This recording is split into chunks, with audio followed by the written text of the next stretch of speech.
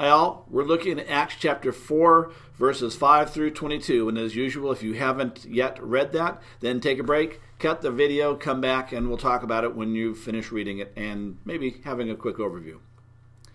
All right, this is the aftermath of the great healing by Peter and John. The man who is lame has been healed at Gate Beautiful, the East Gate, and now he's up bouncing around and telling everybody what's happened, and the crowds are not up in arms, they're up in celebration. And in fact, everyone's celebrating in Jerusalem with the exception of the religious leaders who were very unhappy with the whole circumstances. Because, as you see, when they questioned Peter and John, and asked where this healing had come from, they ascribed the healing through the power of Jesus Christ, whom they had crucified, etc., etc. Another one of Peter's great preaching sermons. A couple things that I want you to have a look at that you might find worthy of discussion. First is that they really are preaching Jesus here. They're talking Jesus from beginning to end. And in fact, in verse 12, they talk about salvation is found nowhere else but in the name of Jesus. Now, that is not a popular notion in these days and times, where we have this understanding that, there's lots of different paths to Jesus. Jesus is the way, the truth, the life, or that Jesus is the only way to salvation.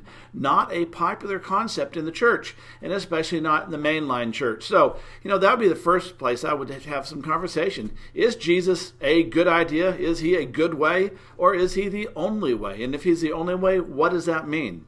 And then take a look down here at verse 18 through 20, where Peter is speaking, and of course they've asked him to be quiet and not talk about Jesus anymore. And he has said, hey, listen, we have got to share what we have seen and what we have heard. They have to be witnesses, which you may remember in Acts 1:8. That's all that Jesus asked us to do, is to be a witness to what you've seen and what you've heard, what you have experienced, what you've personally seen, personally experienced. What is it about your relationship with Jesus that the world needs to hear about? What is it about the relationship of others around you, that their relationship with Jesus, that the world needs to hear about? What have you seen?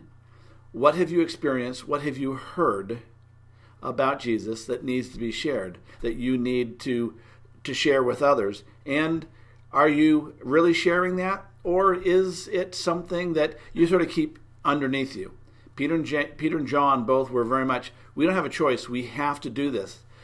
What is it you're sharing? So there's your conversation. Is Jesus the way, the only way? And what have you experienced along those lines? What is it? What is the story that you have to share? And are you sharing it? And if not, how are you going to share it? And we'll see you next week.